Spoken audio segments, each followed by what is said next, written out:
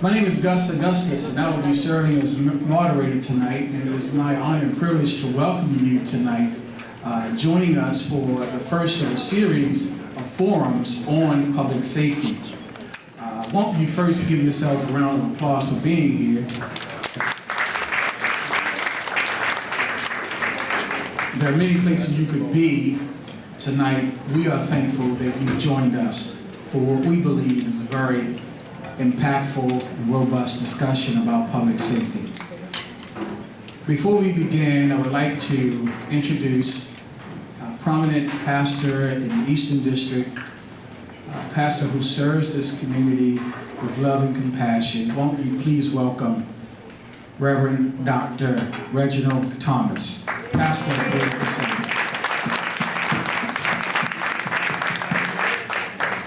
let us pray.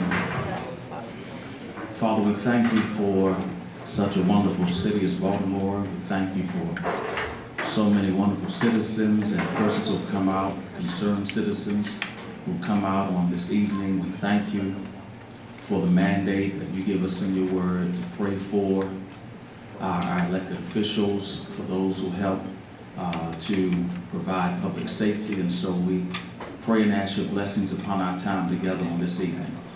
We ask, dear God, that you would bless and continue, dear God, to give vision, continue to give energy to our mayor. We ask, dear God, that you would be with and bless our interim commissioner, and dear God, that this would be a fruitful time on this evening. That you would bless each and every one of us, and God, that you would bless the city of Baltimore, the residents of Baltimore, those who you're sending to the city, those who play a role in helping Baltimore to be a great place and a better place, and help us, dear God, in the midst of conflict and trials. Help us to be able to pray for and strategize toward for a better city. We ask these blessings in your wonderful name. Amen. Amen. Thank you, Pastor Thomas. Next up, we have a young lady who is the president of the Community Relations Council of the Eastern District. Many of you know her. Those of you who do not, I present to you Ms. Charlene Bourne.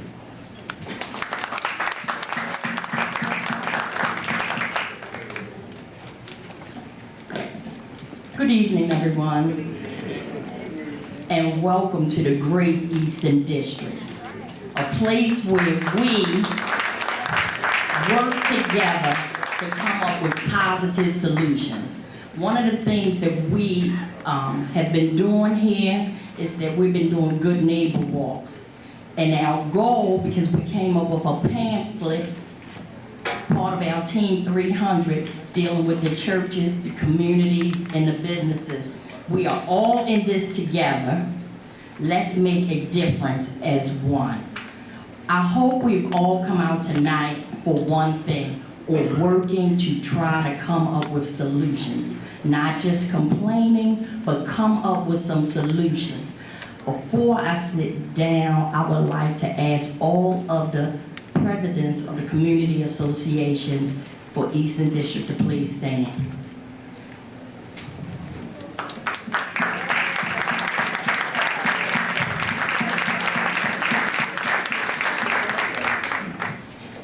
We're here tonight to make things better. We didn't come to fuss or fight. We came to make it better. Thank you, Ms. Bourne. Ms. Charlene Bourne joined us this past Sunday with about 40 residents from the Eastern District, members of Israel Baptist Church. We will also join, Madam Mayor, as you know, with Major Ward and Reverend Dr. Harley Wilson of Israel Baptist Church. In saying that, I would like to present the mayor of the great city of Baltimore, Mayor Stephanie Rawlings-Blake.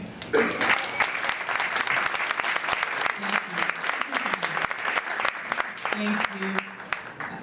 There's so many of you that I would like to thank individually, but I really want to leave as much time as possible for questions. I want to thank Reverend Thomas for, you've just been, you know, I tell you all the time that you have meant a lot to me personally and in the community, and You're right here with Harley Wilson, because he was actually out on the street walking with me. So when you get out on the street walking with me, then you'll get to Harley Wilson status.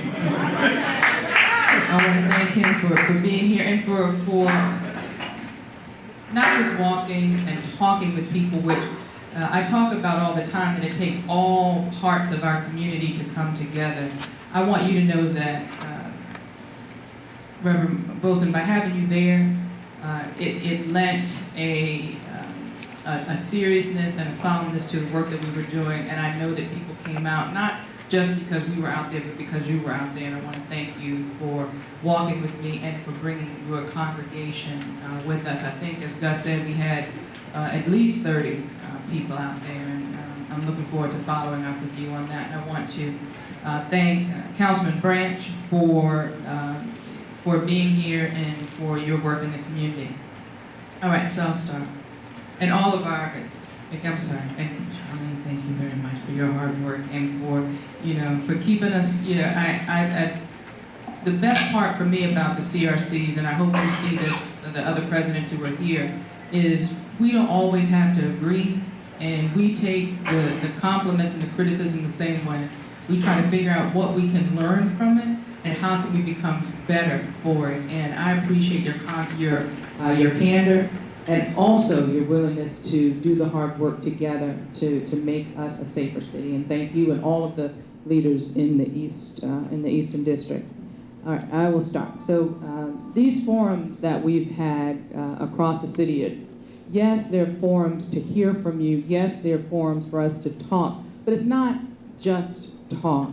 They're an opportunity for me and the interim commissioner, Kevin Davis, to hear from residents and incorporate your concerns into policies to improve policing in Baltimore City.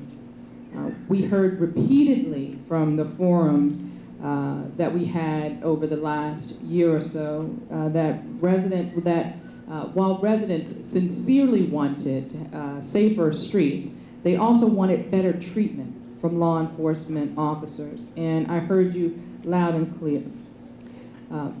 As a result of the feedback that I received from the forums, we drafted legislation for reforms to the Law Enforcement Officers' Bill of Rights. And I was the highest ranking official in Annapolis fighting for those reforms. And while we were unsuccessful, I am confident that with all of the people who have come forward post-riots and post-unrest to say that they are on board to be a part of the solution, I am confident that I will not be down there with just a handful of people fighting for these reforms, but I'll be down there with teams of people who are willing to fight and help get these reforms passed in Annapolis. We also, out of the forums that we had before, we also made the decision to invite the Department of Justice Cops Office in for the collaborative review. This was one of the most substantial things that we've done under my administration to push for reforms. The collaborative review is with the Cops Office, and the Cops Office is the office responsible federally for implementation of community policing. And as that process started, it was a way for the Department of Justice to be with us, to give us technical assistance, to help us to hear from the community about how we could implement the true community policing that not only made us safer, but also empowered our residents as well. And I was very pleased to be a part of that process. We're also excited. I just had a chance to announce right before I walked in, good news when it comes to our body camera implementation. I have to get my notes because I want to make sure I give it the information to you right. You know, we had the request for proposals went out for body cameras, and I've been pushing my administration to move as swiftly as possible, cut out as much red tape as possible, but make sure to protect the process, because the worst thing we can do is rush and get it wrong. And all that does is set us back. And it's a setup, I believe, because I think that we deserve to get this right, for the community to have confidence in not just that we're getting the cameras, but the cameras will be implemented in a way to bring more transparency and trust between the community and the police. So I was very pleased that we were able to put the request for proposals out. The request closed, that period where you could submit a bid closed today, and we have 10 vendors. We formally received 10 bids for body cameras. That means that we'll immediately start on the technical review, and we should start the pilot we're selecting districts for the pilot program in October. So we are continuing to push, and I'm very, very pleased that because of the skill in which my team put together the RFP, we didn't just get one vendor that was interested or two. We have a great selection that will help us to ensure that we get this right for the community. We've also made progress in reviving the civilian review board. Specifically, Ms. Keisha Brown is here from the Civil Rights Office, and she is an amazing leader in our city and is fully committed to having a civilian review board that works for our city. She's also looking for board members, correct? And she's also here in case you have issues around civil rights as they relate to public safety. If you'd like to discuss, she's discussed them offline. She is here as well, and thank you very much for being here. I also know that as all of us know, yes, we're talking about public safety, right? But our efforts to make our city safer, it's not just about enforcement. It's not just about arrests. It's also about the other things that we can do in the community to support the type of quality of life that we want to see. And I believe very strongly that we had an outdated recreation center, a system of recreation centers. I was so frustrated because we had centers that were busted up and run down. I would visit the centers and go to the bathrooms and no doors on the stalls, ceiling tiles falling down. And I know what I want for my daughter. And I want those same things for all of Baltimore's children, to go into a recreation center that you can be proud of, a center that's a destination, a center that you're not going to go out in Baltimore County or Howard County or these other counties and be jealous about what, their recreation centers, because I believe that we deserve that right here in Baltimore. So a week before last, I unveiled our recreation center capital plan that will invest over $136 million in new and expanded recreation centers throughout our city. We've already broken ground on the first one in Morrill Park. We're breaking ground on two more this year in Cave Hill and in Cherry Hill, and more to come. If you take a look online, it's destinationgetactive.org. Destinationgetactive.org. You'll see the plan. You'll have an opportunity to give us feedback and know that we're coming around. The Department of Recreation and Parks is coming around neighborhood by neighborhood to discuss the plan and to get feedback, because that's the way we're going to make sure that the center and the programming and the improvements that we're making really meet the needs, the current needs of the community. We also want to be forward-looking as well. So I want to thank many of you in advance for your support of that proposal moving forward. And I think I'm coming up on the end. I think everyone is clear that over the past few months, we have seen our share, probably double our share of challenges. But what I hold on to is the fact that when many people didn't think we would ever make progress, we did. When I was growing up in Baltimore and the homicide rate was over 350, 360, the notion that we could get homicides under 200 was a joke. When people even talked about it, people thought it was crazy. But we know that we can do it because we've done it before. Under my administration, we were able to get homicides down to the lowest number they've been since the 70s. And I know that success is still possible. And I know despite our current challenges, it's still possible. We know that crime isn't static, nor can the police department be static. I know that we've seen spikes before, This is a particularly challenging one, but I know that there's no challenge that we face that we cannot overcome by working together, and that's what I think we do best in Baltimore. So I was pleased to be able to, I talked about the reductions in homicide, but I'm specifically pleased about the progress that we made when it comes to discourtesy complaints, misconduct complaints, and lawsuits filed against the city. They've all trended downward significantly, while the trial board convictions of officers accused of misconduct have increased. That's real progress that we can't lose sight of. So while up to the next one. So while we continue to work to reform the Baltimore Police Department, we're also very focused on repeat violent offenders to help stop the violence in our street. We have Operation Ceasefire that has seen tremendous results. And Operation Ceasefire, for those of you who aren't familiar, it's focused on a group violence initiative. So I'm calling it group and not specifically gangs, because some of them are official gangs and some of them are groups of individuals. And the reason why it works, Operation Ceasefire works, is because we take people who have been in the life, as they say, or in the game, drug dealing and violence, and use them to help us to bring this current generation to see that there's something on the other side, that you can have a productive life. And we know that when you work with individuals who've been in the criminal justice system, that comes with risks. And we've seen the risks associated and the vulnerabilities that come from that, but we've also seen the successes. I mean, I don't know how many of you grew up in Baltimore. I did. I know how violent Cherry Hill was.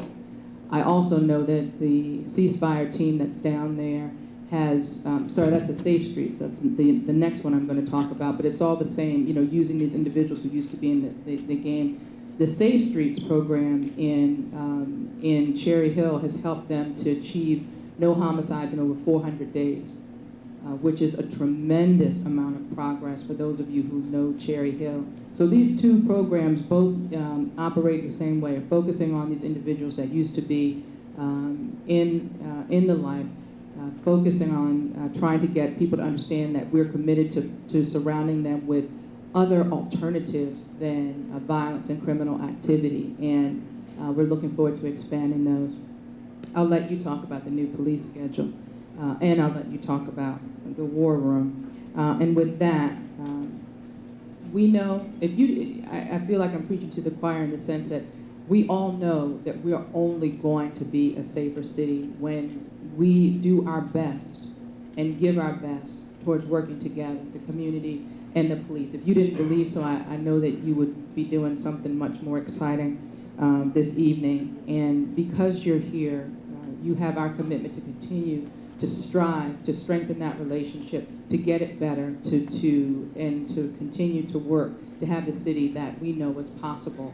I love the history of our city. I'll let myself get nostalgic every once in a while, but I'm not one of those that talks about Baltimore the way it was, as this fantasy. We've always had challenges, and I love our history. But I am embracing what's possible in our future. And that's the future that we're going to form together by working so hard, just like we're doing here. So I want to thank you again. I want to thank our officers, our hardworking officers, particularly those of the Eastern District who have a strong history of working hand in hand with the community.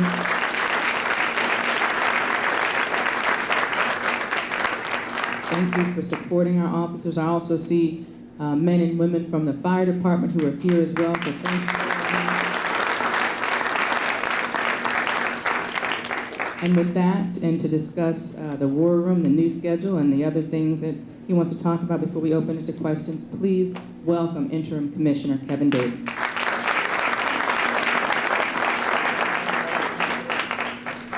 Thank you, Mayor. I'm joined by several, and I won't try to introduce them all because I'll inevitably fail to acknowledge one because they're scattered about the room, but several senior command staff members from your police department are here tonight as well, and I want to thank you all for giving up your time on a Wednesday night when you could be doing a number of other things. So each of you is probably here for an entirely different reason. You may be satisfied with the way some things are going. You may be upset about the way some things are going, but we want to hear you regardless. And the only way we can improve as a city and as a police department is to hear what you have to say, but that's only half the battle. We have to follow up on your concerns, and then we have to develop strategies and execute those strategies to improve. So I think one day we'll all be beyond 2015 very, very soon, and it'll happen in the blink of an eye. So we're all going to be able to look back at 2015 in Baltimore, and we can either remember it in one of two ways: our darkest hour or our greatest opportunity. And I would venture to say that you wouldn't be here right now if you weren't prepared to one day look back at 2015 as our greatest opportunity. And it's an opportunity for improvement in the eyes of the world, and not just the city or the nation. The eyes of the world are on us, and we won't fail. Baltimore won't fail. Your police department won't fail. We will improve because there's no other option but to win this together. So I've been told on more than one occasion that the community will only trust its police department if the community knows that its police department respects them. So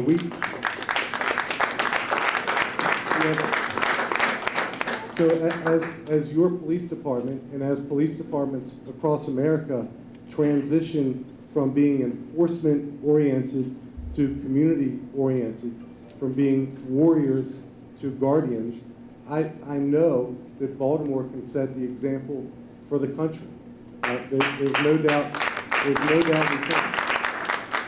So the age-old question of police departments, and there's 18,000 police departments in America.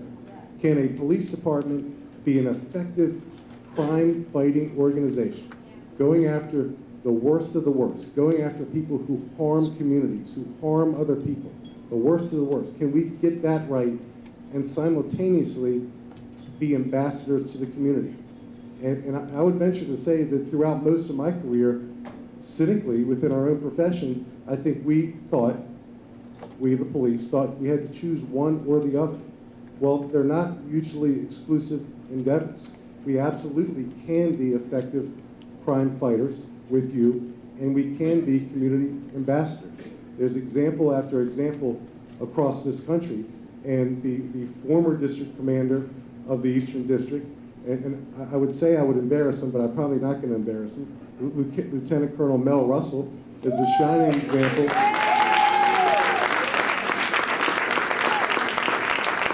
It is a shining example of the fact that you can impact crime in a positive way without alienating the community, and you can embrace the community by being ambassadors. So as we look at our young police officers, and I would venture to say the average age of a police officer that you see in a marked patrol car in Baltimore wearing a uniform is right around 26, right there around 26. And when we talk about those young police officers and the improvements that are necessary for them to be the future of our profession, we often talk about training and discipline and accountability. And training and discipline and accountability are very, very important things. But there's also another unspoken aspect of policing that we need to talk about more in Baltimore, more in Maryland, and more as a profession, and that's hiring. Who are we hiring? Are we hiring human beings with a capacity for humanism? Do they have a capacity for approachability? Do they have a capacity for emotional intelligence? So we have to do something differently when we examine the people who are applying to wear this patch and to wear this badge and to really be afforded two things that no other profession in America is afforded: the ability to use force when justified. No other profession is afforded that. And the ability to take someone's freedom away and charge him or her with a crime. Those are awesome responsibilities to give to a 21, 22-year-old. So we have to make sure those 21 and 22-year-olds that we're hiring have a capacity for the humanism that's necessary to be a 21st century police officer. I'm not sure how we get there, but I know we have to get there, and I know Baltimore can lead the way in that discussion, just like the mayor talked about the way she's leading another necessary discussion in police accountability. We can get there. So the war room that you all have probably heard about is really nothing more than a place about the size of this room where crime analysts, really smart young people who are tech savvy and can look at data and examine trends and patterns and connect the dots, sit in a room now for the last 3 weeks with detectives. So you have your analysts and your detectives sitting together in one room, and the analogy that we use to really describe what the war room looks like is imagine walking into this room with a puzzle, a puzzle of about 1,000 pieces that needs to be put together. And we dump those pieces out onto a table. You can't put that puzzle together via email, conference call, Skype, text. You have to sit down, look across the desk from one another, and connect the dots. So that's the effectiveness of this joint intelligence center. And it has led us to a point where, since we started a couple Sundays ago, we've recovered 158 firearms. The Western District has seized narcotics that are up 153% from last month. So your police officers are working. They're taking guns off the street, firearms, seizing narcotics. So those things are underway, in spite of what you may hear to the contrary. We're closing homicides. We went from a 60-some-odd% homicide closure rate back in April to under 40%, and that frustrates us. That punches us in the gut. But just like we got to that 60% closure rate in April, we will get back there. But we can't get back there without the community's help. There's an exciting announcement, and I'll probably get in trouble for giving you a little preview of it, but we spent a considerable part of today meeting with our federal law enforcement partners, getting commitment from them to do something really, really special to impact violent crime in Baltimore. And the good news is they're all on board. So they see this as, Winston Churchill's greatest moment. This is not our darkest hour. This is our greatest moment. And we can't do it without the community. We can't do it without our other partners in city government. We can't do it without our partners in the state's attorney's office and U.S. attorney's office. We all have to do this together. So the past 3 months, as tough as it has been, particularly for those families impacted by violent crime, and we mourn for those families. We really, really do. But we're gonna not let that violence be in vain. And your police department, believe it or not, it might not seem like it right now, in the moment, because we're in the moment, your police department has gotten better over the last 3 months. And I know that might be hard to kind of digest right now, but we've improved. And I think you'll see evidence of those improvements as time marches on. And we wouldn't be standing here with you if we didn't believe it. We do believe it, and we know that walking into a room like this tonight without an empty seat in the House, that you all, in spite of why you're here tonight, know that you can do it with us. So I thank you very much for this opportunity to speak, and probably more than anything, I look forward to the questions, concerns, criticisms that will help us continue to get better for you. Thank you.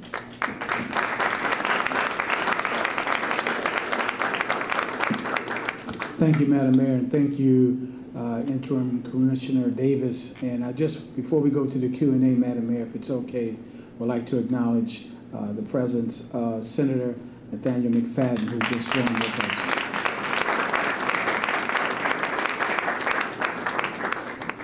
Last year, this location was the second of a series of 10 public safety forums. When we were last here, there were concerns that folks in the back were not given an opportunity to ask a question. And so as we move forward logistically, I would like to acknowledge that there are 3 sections, a center, a left, and a right. And I would like to start on whichever side I see a hand go up first. And sir, I'll start on this side, and then we will work our way to the center section. My man right there at the podium with the cap, with the plaid cap, he knows who he is. And then I saw a hand up on the right. Yes, ma'am. I saw your hand. And then from here, we'll come back over to this section and follow through. Larry Nunley, if you would just raise your hand. He has a microphone. It's important that you walked. If you can, walk out of the seat. If you're on the end there, so it's fine. Laurie will come up to you, get your question, we'll get an answer, and then we'll move to the center and then to the far right. Yes, sir. And by the way, if you would be kind enough to give us your name, neighborhood you represent, and then your question. Yeah. My name is William Caesar, and I live in the Southwest District. The questions I would like to ask the mayor, especially, is that she said something earlier that She's right there. You can. she said that to make a change, we have to get the young folks to see the other side. So the question I have is, what is the other side? Because I believe that what's killing the city is not the thugs on the street corner, but the predators that are preying on the citizens, on the homeowners. I've been a victim of a broken tax sale system. And I don't know if the city is checking this. What's happening to these houses? What's happening to these people? You know, you cannot have an industrial group of people taking people's houses by force, using the courts and sheriff's office to do it, kick them on the street, and then expect their children to behave. And it's not going to end well. The police department are not magicians. They cannot find out who's going to kill somebody tomorrow and go get them. You know? If we want our young people to live upright lives, then we got to be an example of what an upright life is supposed to be. If you have predators, because something is legal does not make it right. You know, so in my situation, I didn't have a job, I didn't have any documents to work, but I was able to get me a house. And fortunately, I was lucky because when they took my house in tax sale, I got a job just after the judge had hit the gavel or whatever it was. And it cost me $15,000 to stick to not lose my house. I'm not going to recover for years to come. And if these things are happening to people like me, who were all, and nobody helped me, we're all in a loan, is fighting the city, trying to build myself up. And there are people out there who can come and just take away my equity from my house, put me on the street. What should I do next? Take up a gun and be a hoodlum, stick somebody up and get money? Because that's the other side of that. Because the side where I was on was working hard, going in the dumpster and getting lumber, fix my old empty shell and make it so that I could live in me, my wife, and my daughter. And as soon as the house was all right, somebody come out of the cold and snatch it away.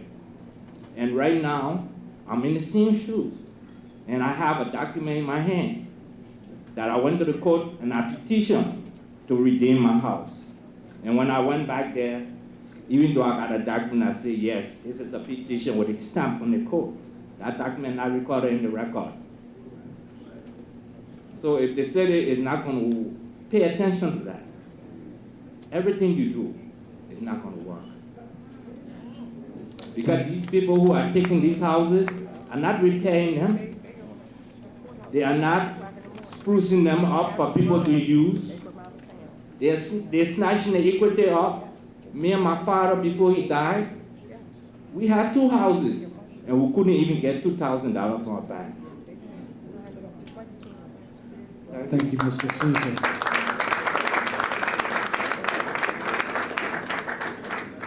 Mr. Caesar, first, thank you for coming out. And I know that what you were talking about is a very challenging situation for you. I understand the challenges of the tax sale system. That's why my administration has worked to reform it. Just like with public safety, is there more work to do? Absolutely. but we increased the threshold for when a house can go for tax sale, particularly on water bills, eliminated the estimated water bills as a pathway to tax sale. We're, again, is it perfect? No. Is there progress? Yes. And that story that you told about being unemployed and having those challenges, that story is a story of so many in our city, because we've seen the stories of recovery out of the Great Recession, but we've also know that too many people have been left behind in that recovery. And that's why I'm working so hard to bring jobs to the city, and not just jobs for those who are getting PhDs or doctorates, but jobs for some of the hardest to employ. I don't know if you saw recently, we opened a new job center in I think it's Southwest, in Carroll Camden, the industrial park, focus on employing some of our hardest to employ individuals, people from that community, matching those individuals with employers, working with employers to offer the training. So if we have people who are like you, able and desiring to do better, but might not have the technical skills to do that, that training is offered there. And it was important for me to get that in the community that we need to serve. And we have job hubs throughout the city.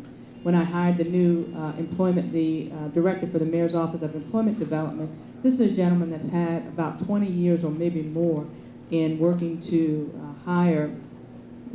find sustainable jobs, family-sustaining jobs for individuals that have been out of work, individuals that have criminal records, the hardest to employ individuals, and we're seeing progress.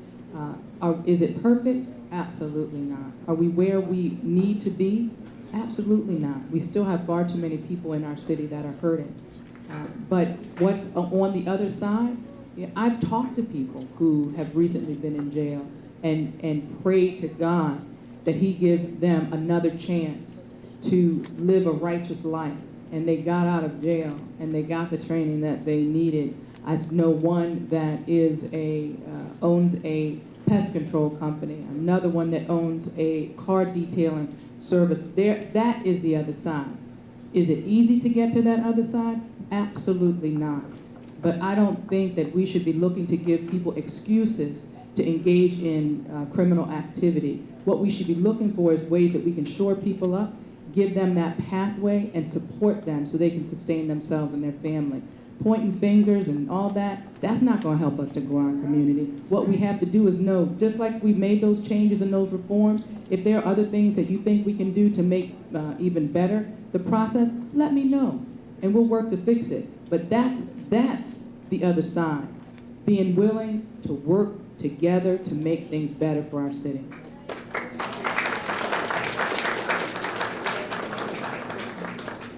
Thank you, Mr. Caesar, for your question. Yes, sir. Your name and neighborhood that you represent. Yes, sir. Your plaid cap. What are you looking around for? Oh, she had. Oh, okay. I thought you had a question.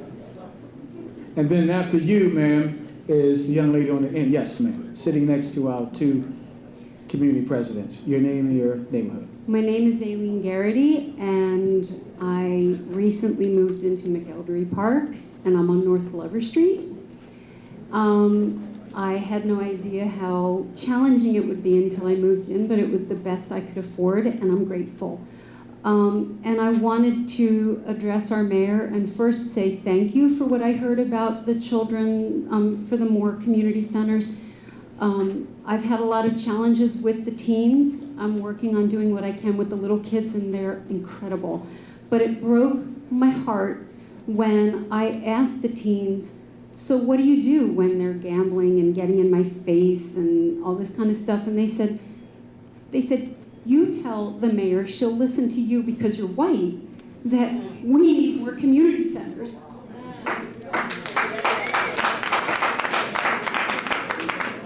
And I didn't know I was going to talk tonight, but thank you, because that broke my heart, because I don't see color when I see people, I see value. And I see that there are so many challenges these kids have had growing up. The littlest ones, I give them sidewalk chalk, and the first thing they write is love. And I really I know we need law enforcement and we need boundaries and rules for people to abide by. We definitely do, and we need it all. And thank you, we need more children's centers, because I talked to the people at Banner Neighborhoods and they said, even though there are some in McElderry, there's not enough, and there's at least 75% of the kids in need that have nowhere to go.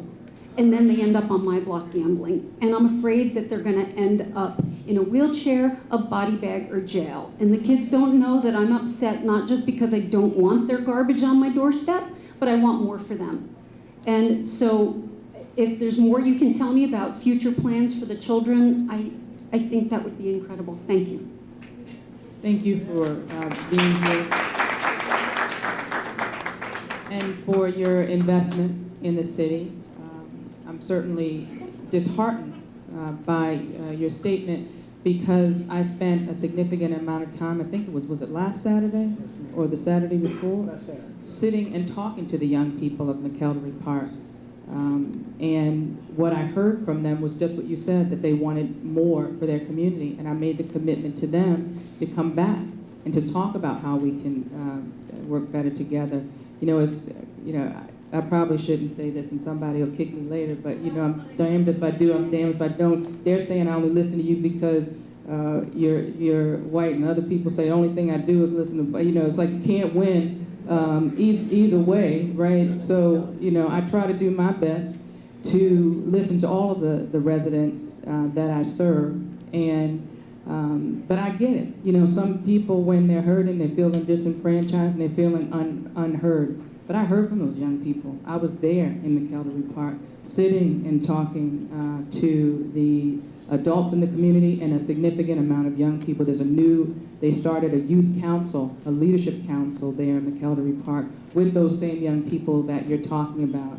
And I sat there, I heard from them, I talked to them about the plans that we have for the rec plan, but I also talked to them about the fact that just like with Mr. Caesar, progress, yes, perfect, no. If there are things that you want us to partner with, that's my commitment, to sit down and work that out. And I'm looking forward to sitting back down with them. Do we have a date yet for that?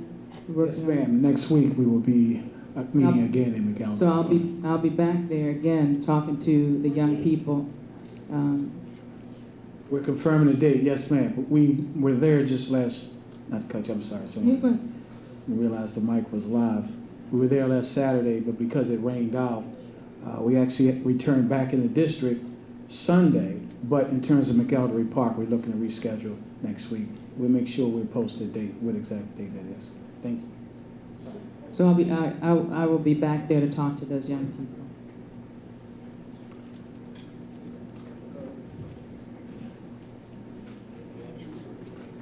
Thank you, ma'am, for your question. Yes, ma'am. Name, neighborhood. Hi, my name is Michelle Johnson Camacho. I'm in Bel Air, Edison neighborhood, and I've been living there for 16 years, and I see the changes. And we've been having a lot of break-ins lately, and even in the middle of the night, I get up in the middle of the night to make sure everything's logged, ADT on. And I'm sad about our community. I thank the mayor and the commission and the police department, but we as a people have to do something. Crime is no status in crime, and it's affecting all our families and homes. And we have to stand up. We got to go past marching. We got to have action. And my solutions are pray all day long. Everybody in the city will pray. Take time and pray for your neighbor, your home, everyone. Somebody, no matter what religion you are. Some people against just want to say Jesus, but Jesus is named in several names. He's Yeshua. He's Jesus. Please just pray for our city. Let's be the most praying city, because it's so many problems. The spiritual, economic, it's all across the board. It's pain. It's so much pain in our city. And the police can't do it all. The mayor can't do it all. We have to make the change. We can start on our block. Start on your block. I'm guilty. I'm living with my neighbor. I only know a handful of people. I don't know half the people on my block, because I could work and come in the house. But we need to start finding out who our neighbors is, how we can help, and give hope to our children. Our children want action now. This is an instant generation. They want changes now. We gotta give them hope. We gotta tell them, hey, what do you want to do with your life? How can I help you get there? Even if it's just teaching them free And I asked the mayor and everyone to incorporate free programs. And this is not, I know things cost, but it's free things we can do. Like we can say on Facebook, hey, it's a baseball game going over there, bring your mitt and glove. Do hair. There's so many kids know how to do hair, they know how to sing, they know how to dance. And we can do it right in our community because kids are bored. They're bored with cable and video games. They are bored. They need things to do. And we need parents in class, to be honest. We need parents in class. Have groups to teach our kids respect and to help each other, you know? So I'm just asking all the community to get into action. I'm trying to get into action. Thank you very much for coming. And I just want to make sure that you know and others who are here know that I believe that we should be looking for ways to not just provide opportunities, but to provide access to these opportunities. That's why in, I think, at least 39 of the rec centers, we had free summer camp this summer. We have over, I don't know how many hundreds, but well over 100 sites throughout the city where young people can get breakfast free, breakfast, lunch, and dinner, because we know in Baltimore City, far too many of our young people only eat regularly during the school year. And I'm working very hard with partners on the No Kid Hungry campaign to end childhood hunger. So we've, again, this year increased the number of meals that are going out to, that are available, increase the number of sites, increasing our partners. We even have the libraries serving meals.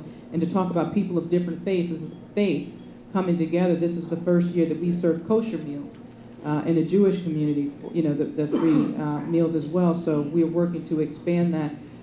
You know, sometimes, you know, it frustrates me when people say there's nothing to do. There might not be everything that we want, but at least know what's out there. Dial 211, see where the free meal sites are near your house. Dial 211, see where or look at the Baltimore Rec online. See where the free rec programs are. Know that, right? And then also understand that we have plans to provide even more of those opportunities around the city. So at least you'll know what really is out there. Is it going to be the solution for every kid?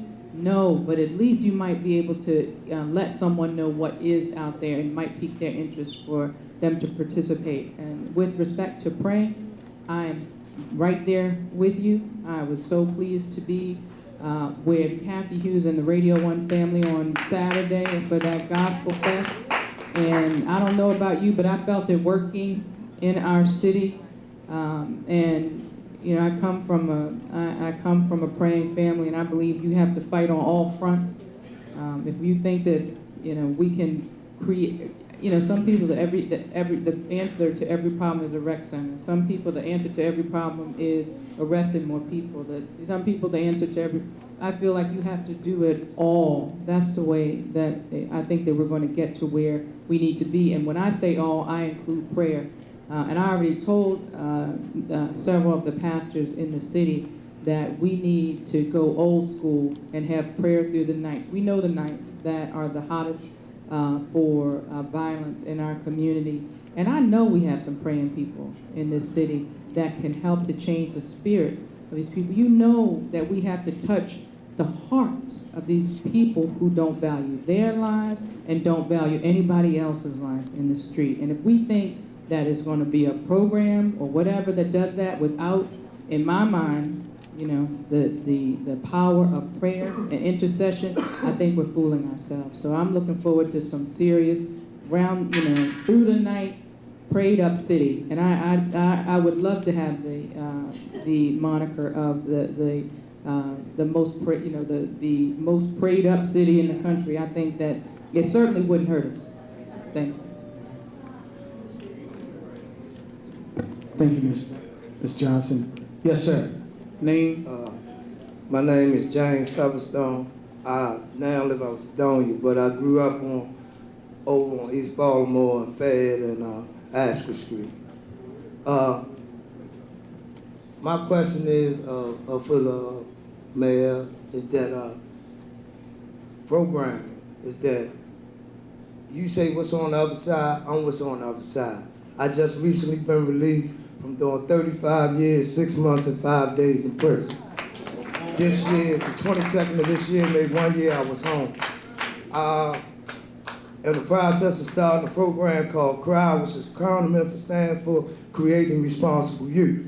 You say, what's needed? We need mental health facilities in these communities. These kids witness things on a daily basis that people witness in Iraq. You know, they living in, they see abandoned houses. So my suggestion would be that what the program I want to do is not only mentor them, but with all these abandonments, that why don't you, create up some job programs and give them, their families, the first opportunity to move in them. That we got to give these kids some hope. I done started a basketball league with no money, so if y'all got some kids 10 to 14, a basketball league going in effect in 2 weeks on Fed and Asquith down at the McKim Center. So, that the community, the woman said that she lived in her community and she only know her neighbors, and that's something that we need to do. Go back old school, have block parties. You gotta create up things that's gonna bring the community together. These preachers, these mosques, these Muslims, they got to come outside these churches and go down here and meet these kids on these kids' level and start dealing with these kids as dads. You can't wait for them to come to church. Half of them are in a situation that they got burned, they get high, so they don't know God. So unless you go out there to get them, they not gonna come to you, and the streets gonna claim it because they want the life. Because you took time. It's something I didn't do, but that's neither here nor there. But like I said, that you doing what you doing right now is a great start. This would need to be done and need to be done on a consistent basis throughout the city. Because this is how you communicate. That's how people want. That they need to bring police leads back in the community. They're gone. So y'all telling these kids not to go out here and commit crimes, but you're not giving them nothing to do. When they get out of school, they done. All they got is the streets. So that the gang boys want them. They can use them up. So that unless they get something to do, I'm not always, I don't agree always that it's sports, but they need something. And they need something now. Like say this is a me society, this is right now. So if they ain't saying no progress and that they ain't feeling like they being listened to, we got to go and listen to them. Let them talk, hear what they want. They'll tell you. You just got to go and meet them on their term. And like I say, that anything, I got programs going up, but anything that I can help to do, because I was a help setting this. That's why I'm here, because that the way in which that I lived in my life, a whole lot of kids look up to me. So I'm here to change that perspective and change the community, because we losing 3 and 4 kids with 1 bullet. 1 going to the cemetery and 3 going to the penitentiary for 30 years. That's 4 mothers that have lost their children. So, yeah. Mr. Featherstone, thank you very much for coming out. I want to thank you for coming out, for your comment and for your testimony. And I couldn't agree more. We need all of those things that you talked about with respect to mental health and trauma care. My health commissioner, Dr. Lena Nguyen, is working with the schools, with the rec centers, with community associations on trauma-informed care, so we can bring a better understanding of mental health needs across our city, and I'm committed to that.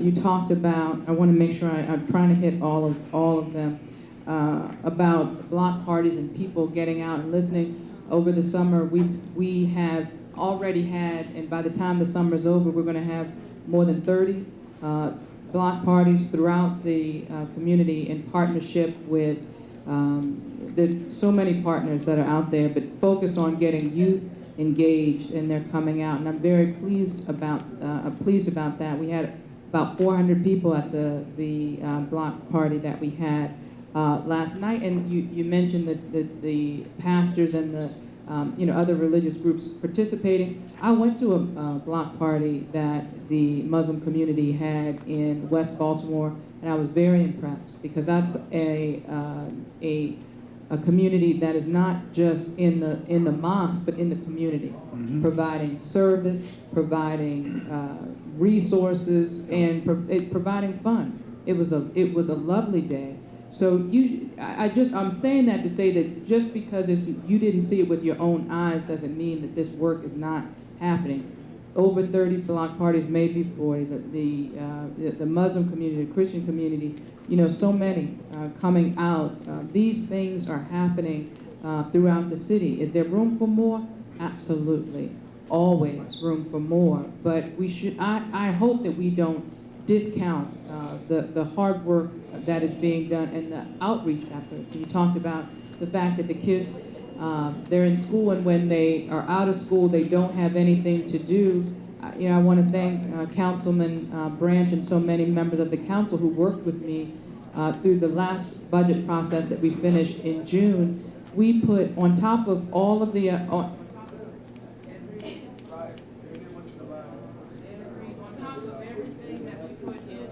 Man, you want to step up to this?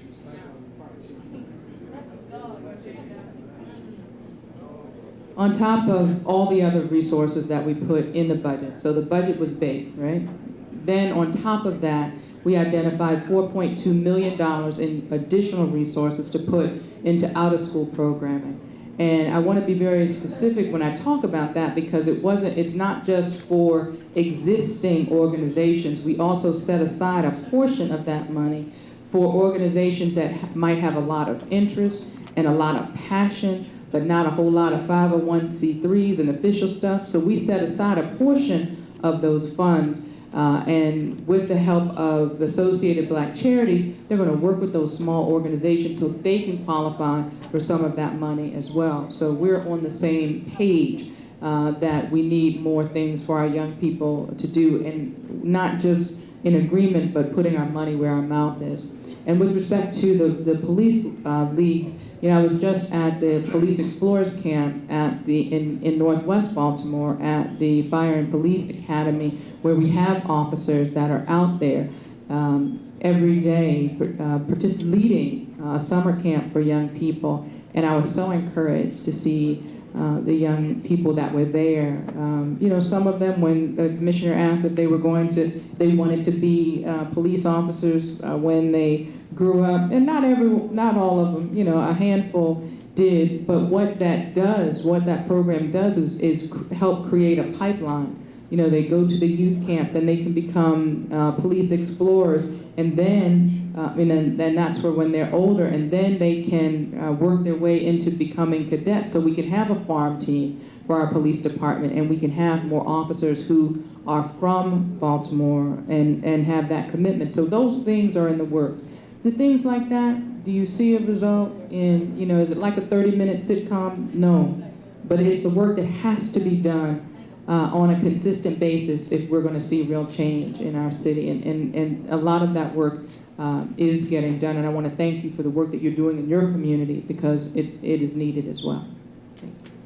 Thank you, Madam Mayor. Thank you, Mr. Featherstone. Mr. Featherstone, there's a young lady who's going to get your information. I just want to highlight that on next week, the 6th of August, there's a block party at St. Clair Lane. It would be great for you to be a guest at that block party so that you can be a part of that celebration. We thank you again for your comments. Now, I'm going to make a whole lot of folks mad with me, but there's a young man. Where is he? Here on a green shirt. He's right here. Now, I just want to stand up, young man. What is your name? Hassan. I think Hassan, are you the youngest person in the room? No, he's not. No, he's not. All right, well, not quite the youngest. Well, let me say, I'm going to let Hassan speak, and then we're going to get him to the microphone. As long as the gentleman in the back will give him an opportunity and not interrupt him. I'm the one that tried to get up into the top. Now, I wasn't talking to you, Shorty. Come on, Hassan, come on up here. Now, Hassan, I want you to stand next to this young man in the blue shirt, Mr. Herman, I believe. I met you coming in, right?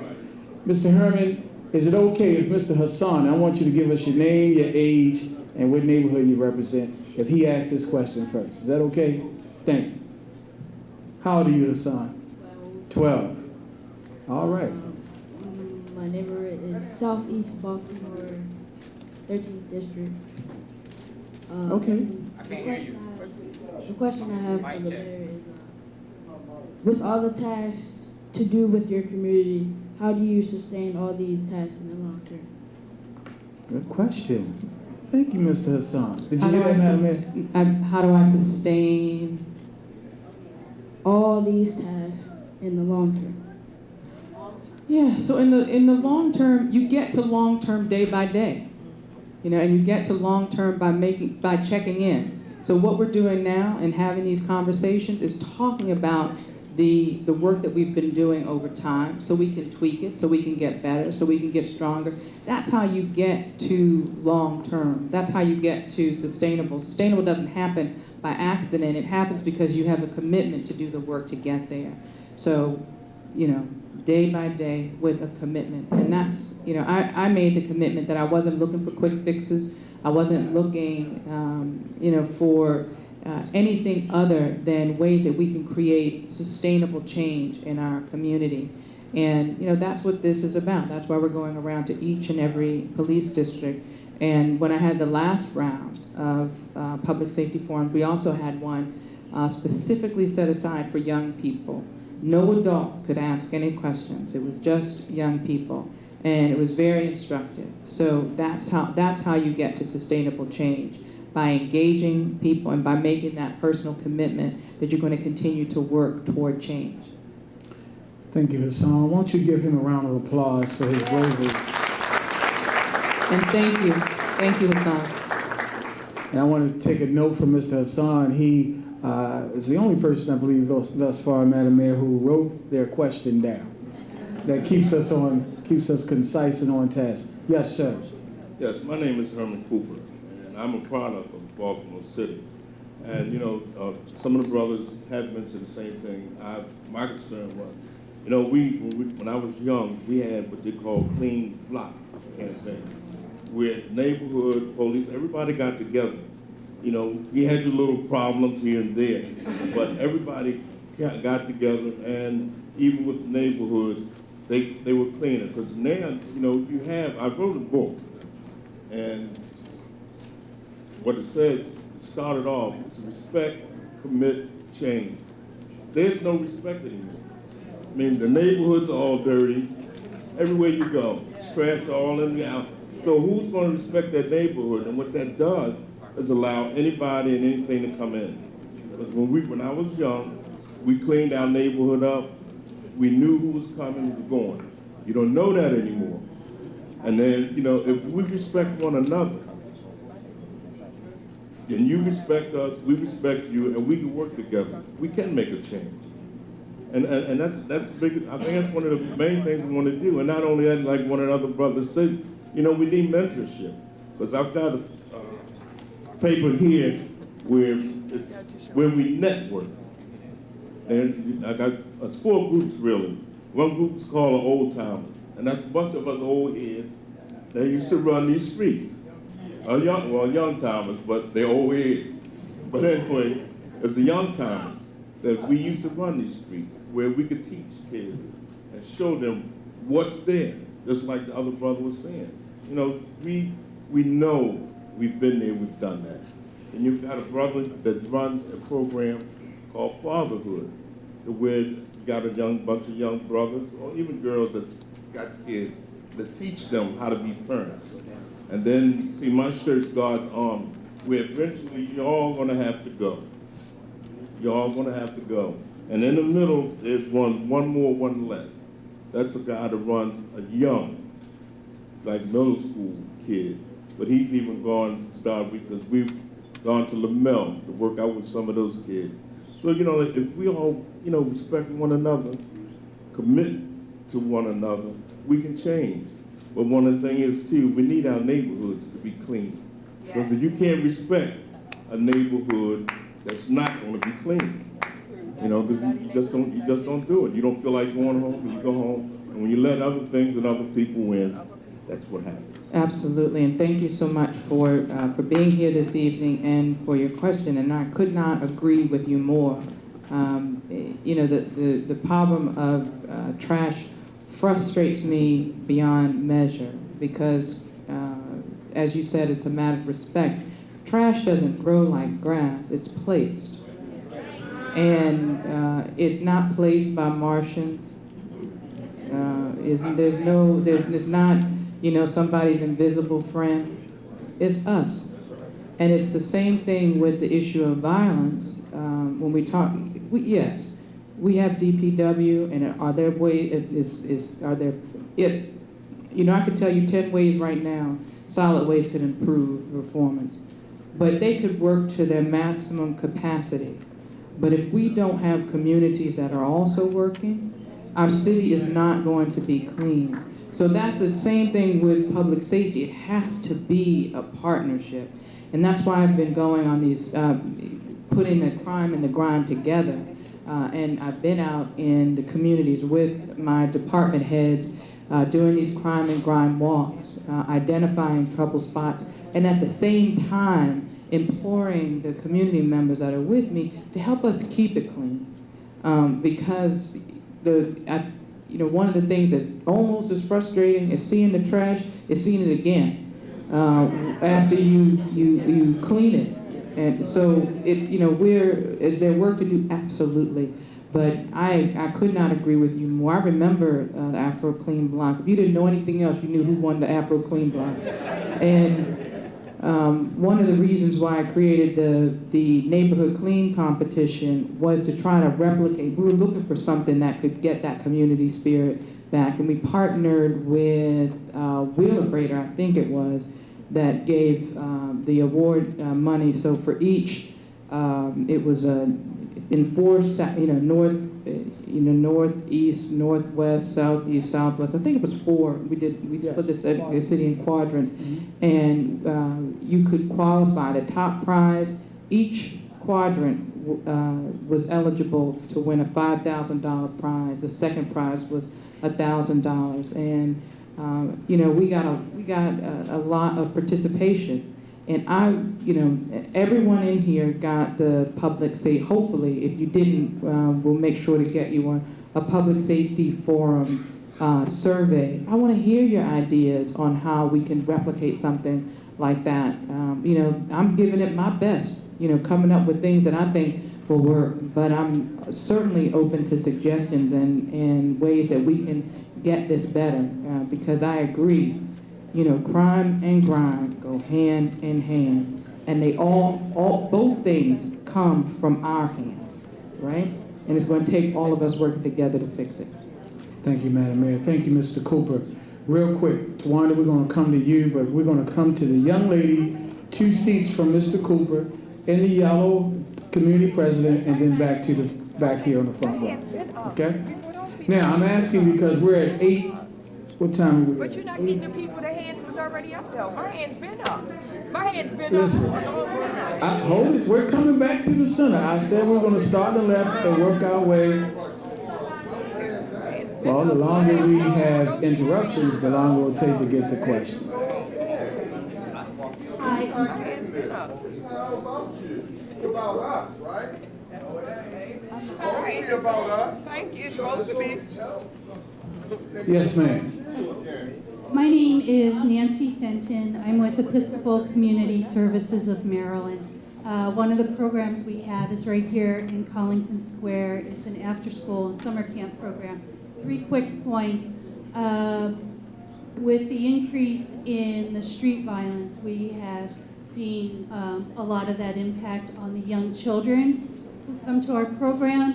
I want to say real quickly that I reached out to the health department yesterday, and by the time I was on my way to the meeting here today, I got a response from the health department with resources to help young children who are the kind of unseen victims of what's happening. So we really want to get that in motion, not only to help the kids and families in our programs, but I hope this can go viral throughout the city so that young kids are not further victimized. Secondly, I really want to say a big thank you to the Eastern Police District. Our staff reached out right after the unrest to try and build some bridges. It's really tough. I know when police officers and 7-year-olds kind of butt heads, so it really is long-term, and I just want to encourage everybody to try and do more of it. There's not a quick fix, but I really do appreciate the help in trying to build those bridges. The third thing that has come through our programs is with the end of a lot of summer camps, the issue of hunger and access to food.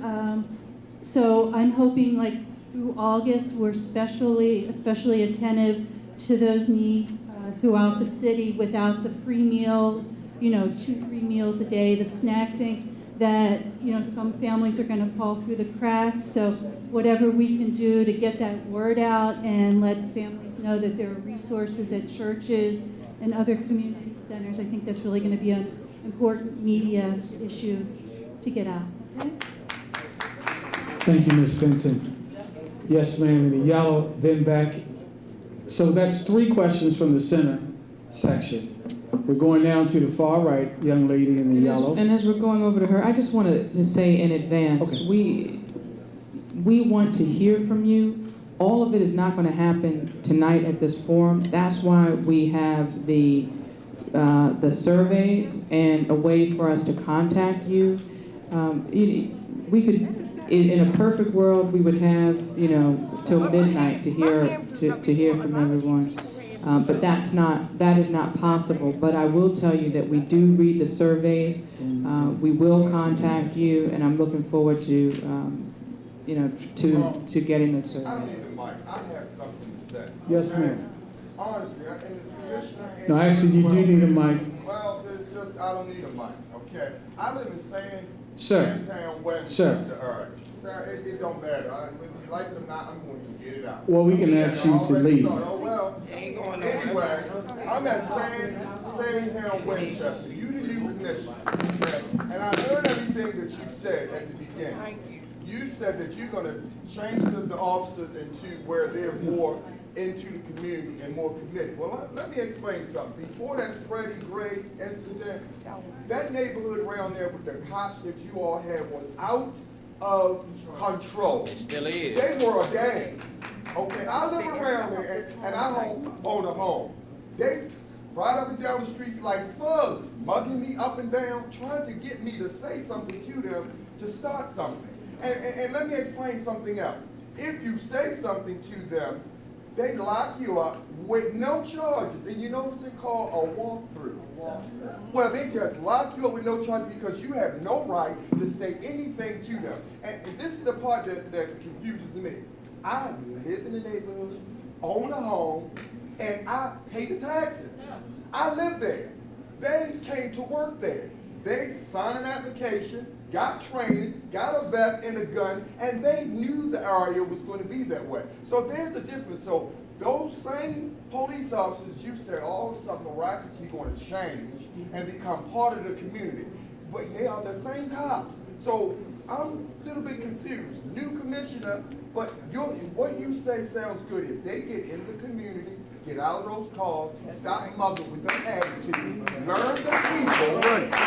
All there you go, people are not criminals. There you go, brother. Okay?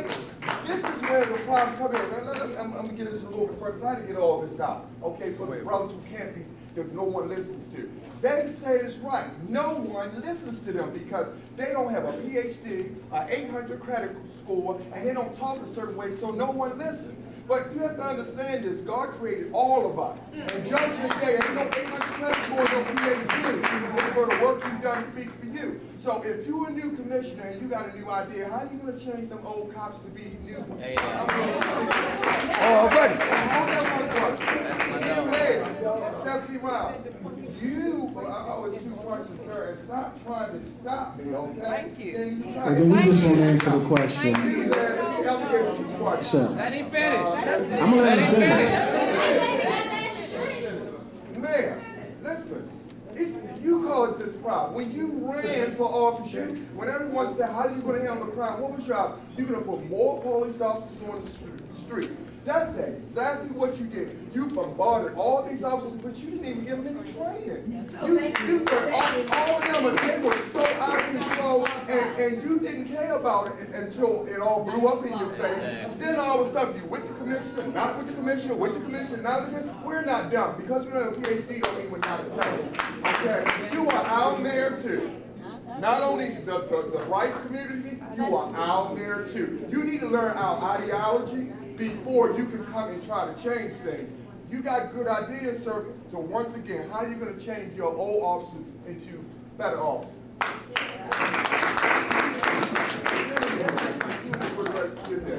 Thank you. I'm ready to answer, if you're ready to hear me. So I'm sorry that you've had a negative experience or experiences with the Baltimore Police Department. I regret that you've had those negative experiences. I really do. So all I'll ask you is to judge me by my actions and not by my words. So I understand your frustration, I really do. And it gets back to a comment I made earlier. So we're getting pretty good at holding police officers accountable. We're not perfect, but we're getting better at holding police officers accountable. We're getting better at training police officers. We're getting better, but we're not perfect. What we have to do a better job at is identifying the right human beings to hire to be police officers. And that's where we need your help. And the mayor talked about it with the little kids we saw at the basketball game. And they're much better basketball players than our police officers. Okay? We have little kids that we need to identify in grade school to get them in that pipeline to police explorer, to police cadet, to police officer. So with your help, there's no doubt in my mind that what's inside your head and what you've experienced growing up in the city can help us get better. So if you hang around afterwards, I'd be more than happy to walk outside with you and pick your brain a little bit. All right. I also wanted to, Mr. Tony, just give me 1 second. I just wanted to speak to your comments because, I think, what I find curious is people jump up and say, don't judge me, but don't have any problems putting your stuff on me. And what I was saying is, I'll let my words speak for me. When I heard from the community that the VSIS unit that the former mayor had would jump out boys and were causing most of the problems, it wasn't the former mayor that got rid of the VSIS unit, it was me. So let my work speak for me. When I talk about the fact that when I heard from the community that police brutality was a problem, that discourtesy was a problem, and we implemented change in the department, and discourtesy complaints were down, police brutality complaints are down, excessive force complaints are down, lawsuits against the police department are down. Let my work speak for me. Is it perfect? Absolutely. But you showed me the perfect city. You showed me the perfect police department. Did I interrupt you? Did I interrupt you? Did I interrupt you? Give me the same respect that you have. No, I didn't introduce you. I didn't interrupt you.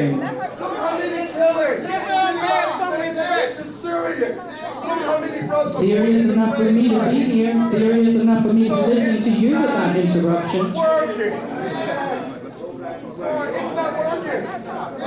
You were elected to be out there. It's not working. What's not working is interrupting me and thinking that we're going to have a conversation.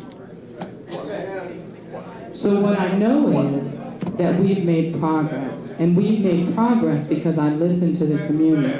Is it perfect? Absolutely not. But we are here because we... All right. Could you give us some respect? Do you want to ask your question? This is the problem. I want to hear what we have to say. Man, before we come to you. She listened to you, sir. It's a problem. Too many of them are dying and being buried in balloons and obituaries. Is anybody getting this? It's too many dying. How many have to die before someone actually... Sir, that's enough. You had the floor. Thank you. You had the floor, and we thank you for your comments. Let us all give him a round of applause for his courtesy.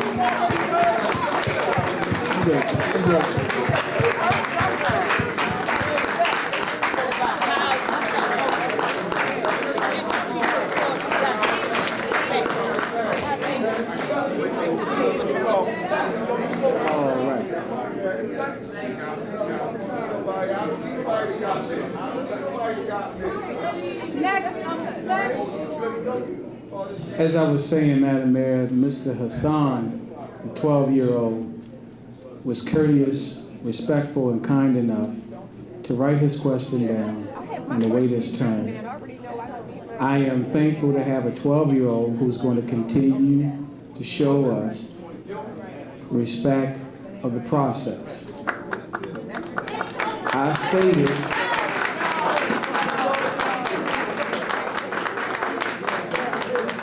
I stated we would try to get to each section.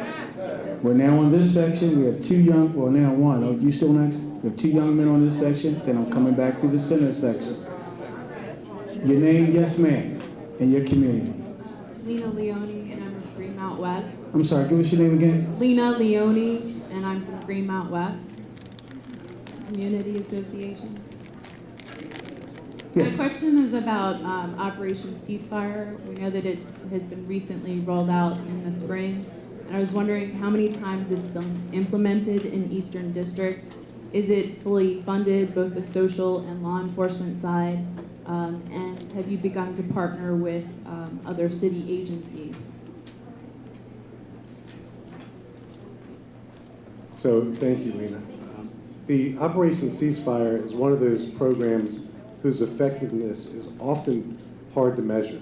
And it's run by our health department because some of the folks that we have to recruit to be part of that effort are folks that have at one point in their lives engaged in criminal activity and have paid debt, paid the price for engaging in criminal activity.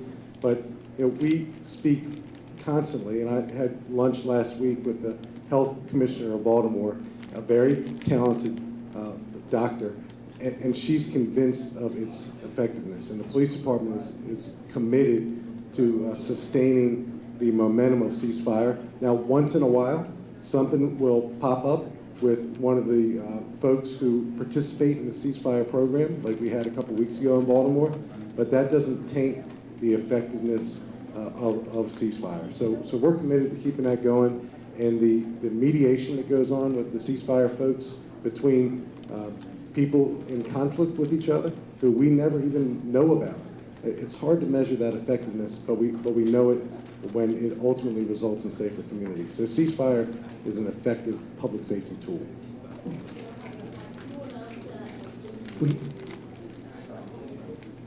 Which communities has it been implemented in?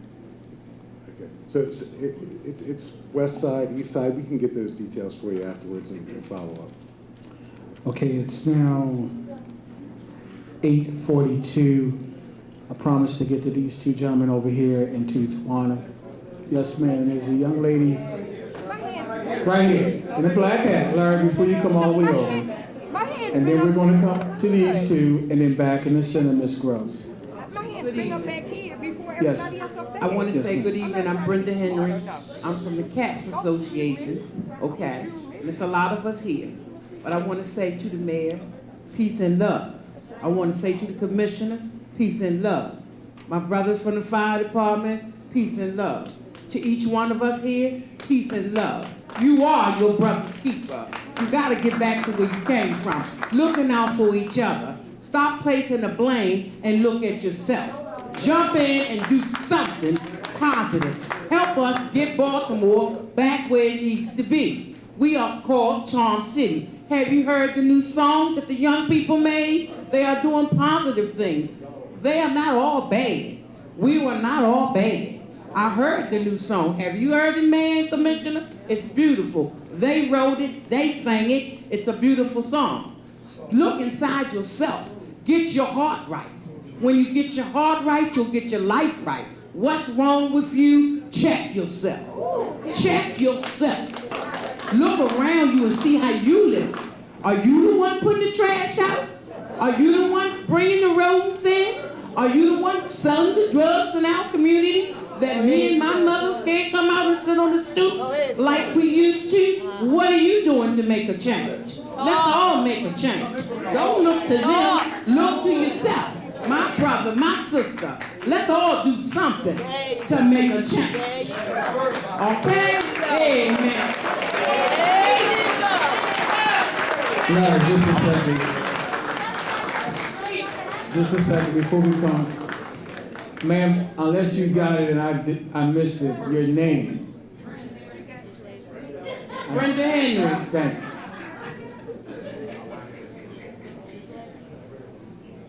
Your proud brother is sitting across from me right now saying, Brenda Henry, my sister. Larry, before you come all the way over, we have young ladies in this center. I want to make sure, when you just walk past one in the hat, had her hand out. Just grab one of the folks as you make your way towards the center. Yes, ma'am. Real quick. Name, community, question. I got it. No, ma'am. He's not going to give you the microphone. Yes, ma'am. You can ask your name. Hi, my name is Diane Corbett, and I'm from Southeast, and in Douglas Homes. I'm surprised you don't have your commissioner here, your housing commissioner, because it's for him. I talked to him, and I asked him, I sent him a phone call, haven't received a phone call back from him. It's almost 2 years to September the 16th. We have a big problem in Douglas. We have people that's coming in that live in Douglas selling drugs. We talked to the Southeast police, and it seems like when they come, they don't get out their cars enough. And our seniors are held hostage. My mom is one. She wants to go to an all senior. She don't want to go to no senior building that belongs to housing authority. She wants to go to an all senior building that's 65 and over. And her neighbors, they're held hostage. They can't come out their house. They had to go in the house before 6 o'clock. That is not fair. And then you have, it's like public housing, y'all forget about us. And it's not fair to us at all. And I'm not saying it's your fault, but it seems like that the buck stopped with the mayor because you're the CEO of Baltimore City. And, the children don't have anything to do. The younger children don't have anything to do. If it wasn't for Ms. Jones having a summer camp, we wouldn't have anything at all. It's like Housing Authority has been forgotten. We used to have a lot of activities, a lot of stuff in Housing Authority to keep children busy, and we don't have those same things nowadays. And I'm not blaming, it's like the lady was saying that we need parenting classes, and the other lady was saying about the young people, they don't have hope, and I see that because nobody really comes and do anything. And I had talked about this before. I think that it's a two-way thing. You need the churches, you need to get in with the parents and do a 5-year thing where the churches follow these parents for 5 years. And we sit up here and we keep saying that the children are hungry and stuff like that. Yes, they are, but you got parents that are receiving funds from the state of Maryland, and we're not making them be parents.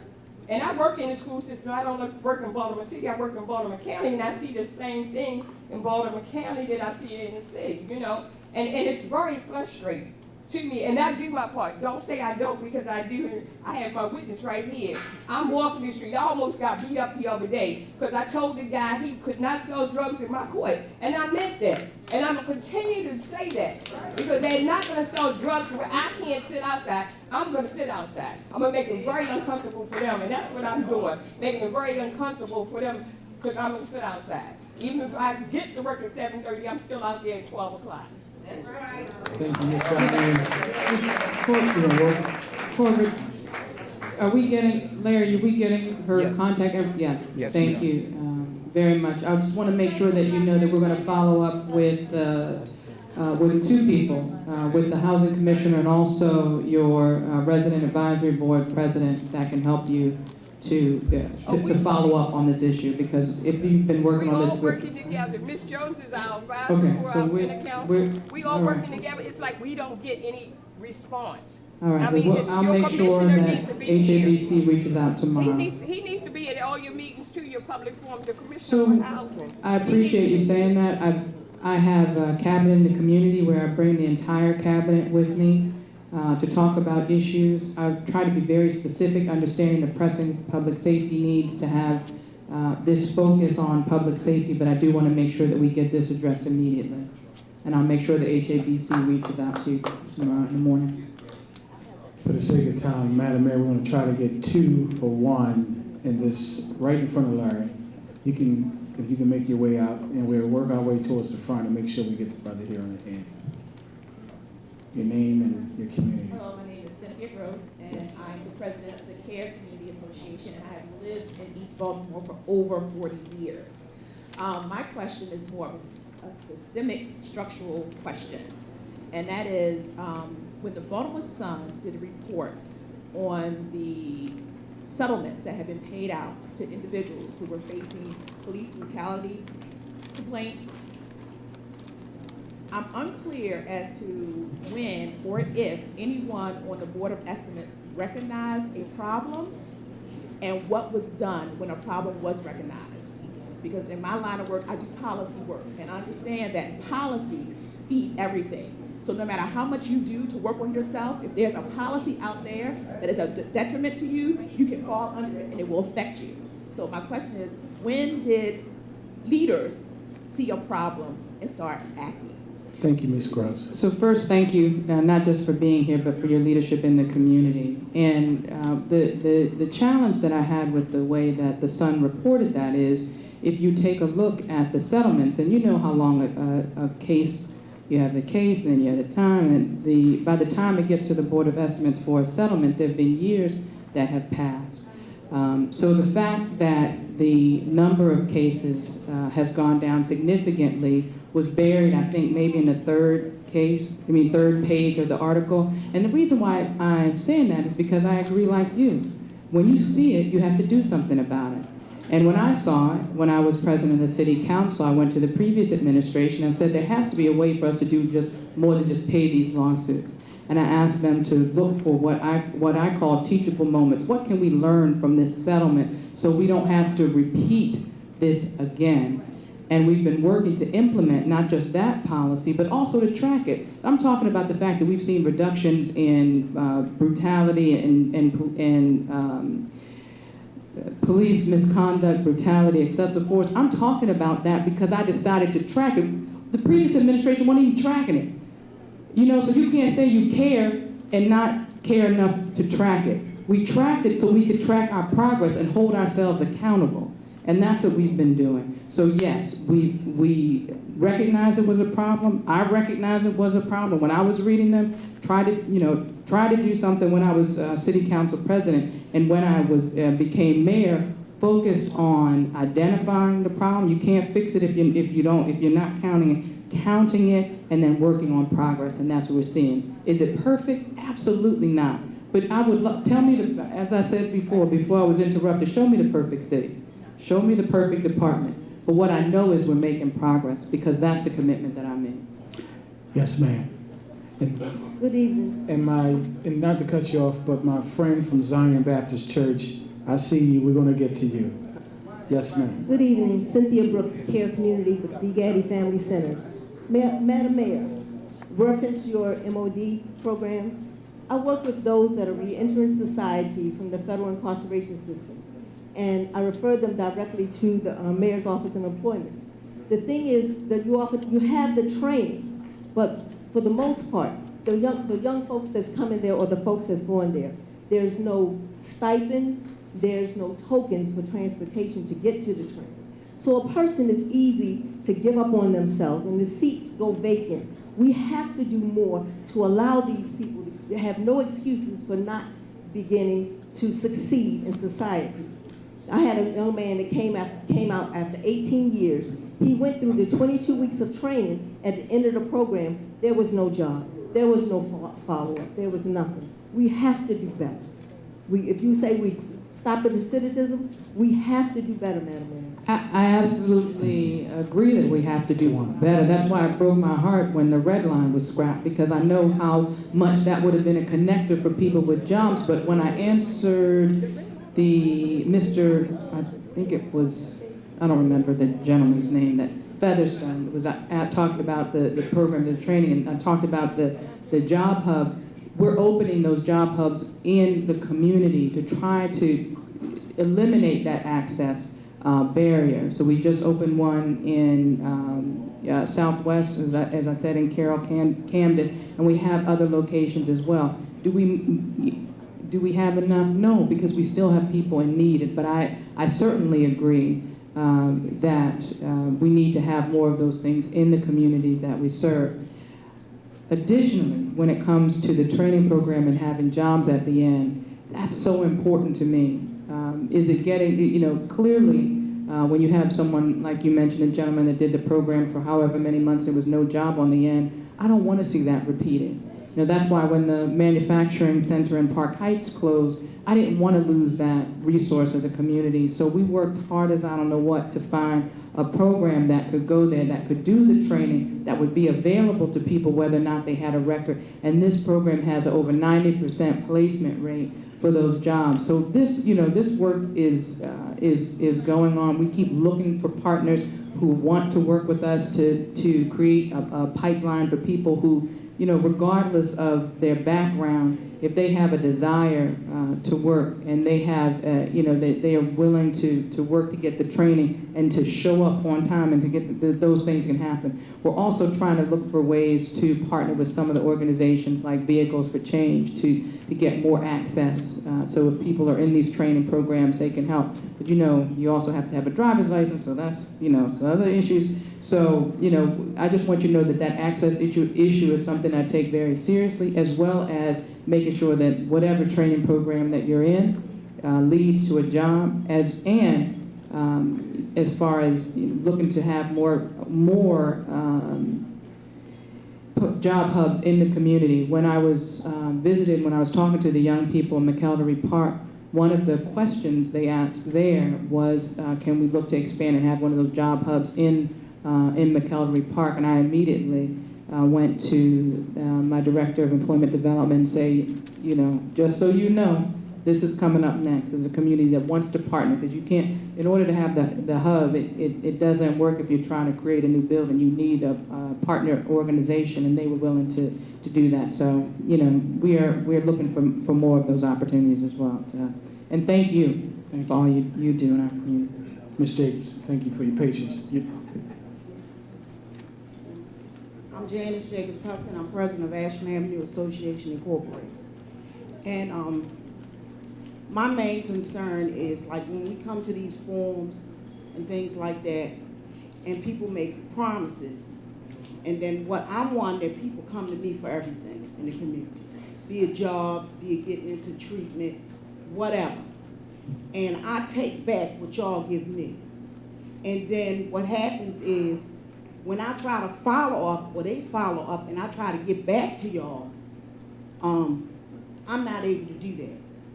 And I have a big problem with that. The last time I spoke to you, you told me to call you, and I haven't been able to get in contact with you since.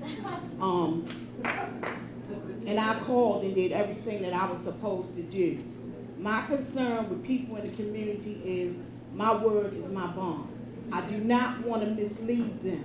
So if you tell me that I can call somebody and send somebody to you for something, for a program, and they do everything that they supposed to do, and I'm doing everything that I'm supposed to do, and what happens is people lose trust in us. And it took me 20-some years to develop the trust in the people in my community. I ain't throwing you out there, Reverend Wilson, but I thank you for every time I called you for a housing situation with someone, you called me back and I was able to help them. And I want to thank you for that. But my main concern is, don't sit up here and tell us about these programs, about what we can do. And as a president of Community Association, I take them back to the people. And then when they do their part and I do my part, I can't get y'all no more. I got a problem with that. No, we'll come here and then I want to get. First, thank you for being here and for holding me accountable. I've never said I was perfect, and I apologize that you reached out. Do you know which staff person you reached out to get me? I'm just curious. So, so we can follow up because I try to make sure that I give you a connection that'll make sure that we can get the information. And if that didn't happen, I apologize. First. Second, I want you to understand that I know that when you come out and you step out and give the information, you are putting yourself out there and your reputation out there. And when that falls through, that's a reflection of you. And I understand that. And that's another reason why I'm sorry that that follow through didn't happen, because I know how hard you work for your community and developing those relationships. I'll make sure that before you leave today, that you have a contact that I am sure will be back to you. So if you have any questions about any of the programs that we talked about, that information will go back to you. And I'm sorry that it slipped through the cracks. I work very hard to be perfect. I only know one person that is, and I apologize that this slipped through the cracks, because it was certainly not my intention to have your efforts reflected poorly by not having that follow-up. Now, Madam Mayor, I know we're going to come to the next gentleman, and there are a lot of hands up. And yes, sir, Pastor, there are a ton of hands going up. There are, yes, sir, I did say that. And I'm going to get to her, but I'm going to come to this gentleman first. And I want to make sure the young lady in the yellow, you know that I have you. Yes, ma'am. But we're not going to get to everyone tonight. I'm encouraging everyone to complete the surveys that were handed out. And then we're going to try to get the last three. Yes, sir. Go ahead. Your name and your community. Actually, the young lady who is in the wheelchair in the corner, she has her hand up. I appreciate. Thank you, sir. And I'll be here after the meeting. Okay. Yes, sir. Your name? How you doing? My name is Leonard Spain. I grew up in West Baltimore. How you doing, Mayor and Commissioner? I pretty much support everything. A lot of it's so much going on in this city that's deep rooted. Like she was talking about the Northwest Career Center. I remember after coming home after 13 years, I went up there and registered, laid like, how long have you been locked up? I said 13 years. When did you come home? 2 days ago. Okay, go over to the computer and do this, this, and this. So that told me that they didn't understand the population that they were serving. So those are some of the things, we have to do more for these brothers that's coming home, because if we don't, this violence is going to continue to escalate. These brothers coming home dealing with gangs, and that's who the streets listening to, them. I could remember after being home for 3 years, I struggled so bad with employment. I had been doing like temp jobs for 3 years. I remember, I'm not going to say his name, I stopped the congressman. I kept seeing him on the news about how he was helping ex-felons and stuff like that, right? So I remember I stepped on, how you doing? My name is Leonard, blah, blah, I've been convicted of a homicide, done this amount of time. And I'm struggling, like I've been doing temp jobs for 3 years. I got a daughter now. Okay, Leonard, I'm just trying to put some gas in my car so I can go to work and keep my job. It frustrated me so bad that I left the gas station and went straight over to Sojourner Douglas and signed up for college. I said I'll never ask a politician anything again. And because of that, I just received my bachelor's degree. And I start graduate school for conflict management next month. So I remember saying that I would tell that politician thanks, but I may not see him, so when you see Elijah Cummings, tell him I say thanks. Then the other thing, the violence. We have to find a way to target that population because they listen to each other. They're not listening to anybody else. We have to teach them because they love each other. they definitely love each other. Anytime they could be beefing and go get their boys, and they say, all right, we're going to go kill them, and their boys ready to spend the rest of their life in prison. So that says that there's some love among them. So they'll listen to each other. So we have to find a way to teach them to take the value away from if somebody does something to them, you ain't built like that. So we gotta deal with that. We gotta find a way to teach them how to stop each other and stop encouraging each other. Well, let's go get the guns. We get ready to deal. We gotta teach them that because they're not listening to anybody else but each other. So we can't put that value in them. This murder rate is going to continue to get higher and higher. You know, I have a friend that I couldn't even help because he struggled with employment, coming home from prison, in and out of prison. He had been home for a year. That's probably the longest he had been home since he was 12 years old. He was the one that was killed in the Fayette and Poplar Street thing the other day, and it hurt me to my heart because I was unable to help him get a job when he came home. And it's like now he's gone, so I can't make promises to them. I could just tell them, you're going to have to educate yourself, you're going to have to do something. Because politicians, you know, you can't expect for them to want it more than you want it for yourself. I just didn't want to go back to prison, so I did what I needed to do for me. So first, thank you very much, Mr. Span, for being here. And thank you for being here. And I, like you, thought that we could do a better job with connecting with the individuals who are coming out of jail. And I want to make sure that you have the gentleman, Mr. Renard Brooks, who leads my effort in the mayor's office on reentry, that you have his contact so he can be a resource to you. But when you talk about the employment development, and I'm sure it was more than a year ago that you had that experience, we have had changes because I knew that we could do better, and that's why I focused on hiring a employment development director who had more than 20 years, like I said, with experience of hiring hard to employ individuals. So we're making progress in that field. Like I said before, perfect, no. Progress, yes, because I too saw that challenge of being able to better serve individuals that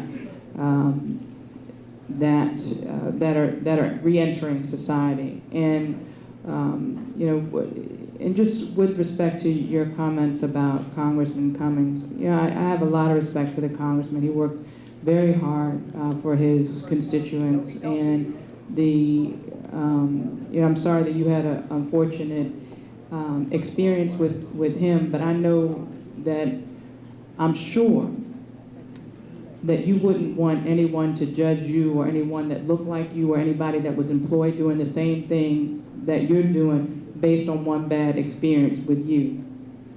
And I just say that because, you know, we're all a part of, you know, this thing. You know, we're all a part of this city. We all have a role to play if we're going to be better.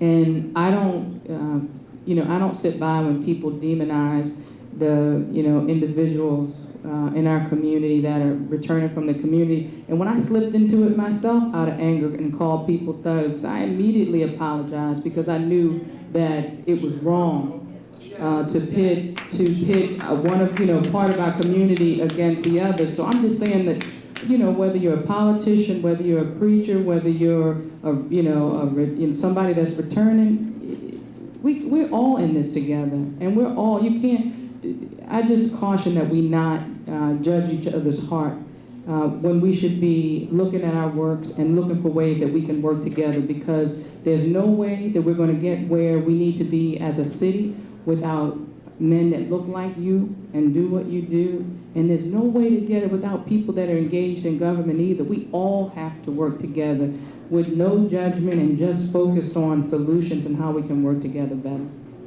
Thank you, sir. Thank you, ma'am. Yes, ma'am. Hi, my name is Tawanda Jones. I am Tyrone West. My brother Tyrone West was brutally murdered right here in Baltimore City, way before Freddie Gray. And I'm not even going to take up my time because I wouldn't have enough time to tell you how brutally murdered he was. He was not shot. He was beat to death by 11 to 15 serial killers. And these same serial killers in the Kentmore neighborhood, the same serial killers almost killed a man 17 days prior, Abdul Salam, with his baby son. And nothing was done. My family and I have been out there and supporters, and I want to thank my supporters for coming in here tonight, being a part of this meeting, because they could have been anywhere else, but they decided to come in here and hang around and support me and my family. My family couldn't even come out here tonight because at this point it seems like it's a dog and pony show. We done been to all 10 of the meetings. We done been everywhere. We done went so far as to getting the outgoing state's attorney, Greg Bernstein, out of office. He decided to give them full immunity before he even got their statements. My family been disrespected numerous times. Nobody would talk to us, show us transparency. So I just want to thank the new interim commissioner because the first time ever, he walked over to my family and said, "How are you doing?" Words like that mean a lot. Even though I can't bring my brother back, but just the fact that he approached my family respectfully and offered a lending ear. But my thing is this, I want to know when is this going to stop? How many people got to die? How many people got to be brutalized? It's the man here that was trying to talk, it's people hurting behind this. People are really hurting, and then at the end of the day, me seeing our community, we killing each other is out of control because I feel like the FOP is turning their back on us now because we're talking about police brutality, and now every other day somebody's getting killed. And at the end of the day, nobody mother or nobody brother, son, or family member will be able to endure this pain. This pain never goes away, whether you're being brutalized by a police officer or brutalized by your neighbor. But it's worse when you're paying people to serve and protect and they're brutally murdering us and nothing's getting done. I'm not just standing there just praying because prayer is the only thing that gets me out of bed in the morning. But after I pray, I have to get up. I still have to be a school teacher, a mama, a friend, my brother's keeper. I'm still out on the street fighting and trying to get the word around this city. I've been in New York City with Eric Dawson, all around the world. I'm not going to stop until killer cops are in cell blocks. So my point of saying all this is, there's a solution to this. The solution is real easy. You need to really get rid of those bad officers that make the good officers look bad. You need to fire them, and not only fire them, put them in a jail cell and let them do the time that they truly deserve. Because nobody deserves to be brutally murdered. And I'm going to end on this note, just because I fight so hard for justice, I even been targeted. I don't even know if I'm going to go up there to my car now, the tires going to be flat, my windows being brutalized. All because I'm saying we want to hold people accountable. I never said I want to kill a cop. I say kill a cop in cell blocks. There was a lie put out there that said I said kill some cops. Are you kidding me? I never said that. And because of a lie, my life is at bay. I can't sleep at night. So on top of me fighting for justice, and it's not just for Tyrone West, it's for Anthony Anderson, Marvin Stone Johnson. The list goes on. Christopher Brown, Freddie Gray. I can't stop talking about it. But I'm letting y'all know I don't care what happens. I'm not going to stop until killer cops are in cell blocks. And I'm just really disgusted because I know that this stuff can change around, and we're all we have at the end of the day. We all we have. We all we have. That's it. And I'm not trying to come and we sat there like we could have been anywhere else. We are here because we really care. I care about my city. I care about people. And I'm just tired of seeing people dying. Mothers crying, sisters crying, and nothing's getting done. That's the us. That's the unrest. And until something's done about that unrest and all that, it's going to get worse. It don't have to be that way. All we have to do is hold people accountable, be transparent, be fair. If I go brutally murder somebody, throw a book at me. You're going to do that. Throw the book at these killer cops. That's it. Thank you.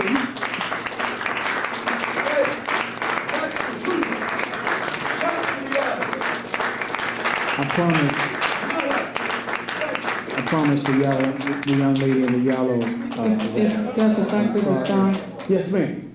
Mr. Warner, thank you very much for your passion and your commitment to healing our city. I know how difficult it is for you to talk about these things.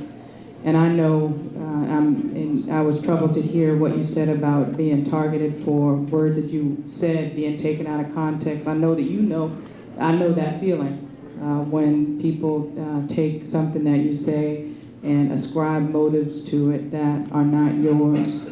You know, I met with your family, and I took the concern to your family very seriously when I was told that you were unable to get the autopsy report, and you had pleaded with many people.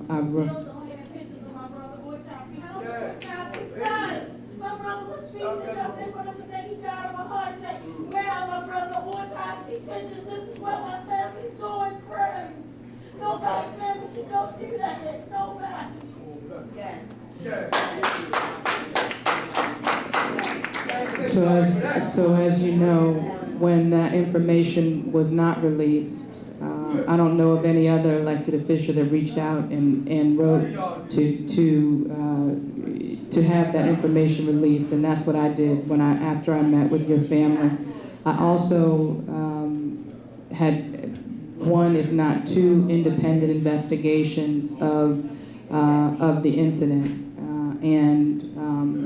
because I took it very, very seriously, and I know that this is something that Councilman Branch has recently brought up again, and with the new state attorney, if she sees fit to reopen the investigation, you have my commitment that we'll do everything that we can, provide all the information that we can to be supportive of that investigation. As I said before, the investigation that we conducted, it wasn't just a police investigation and the state's attorney. There were independent investigations as well that we put forward. And if there's another.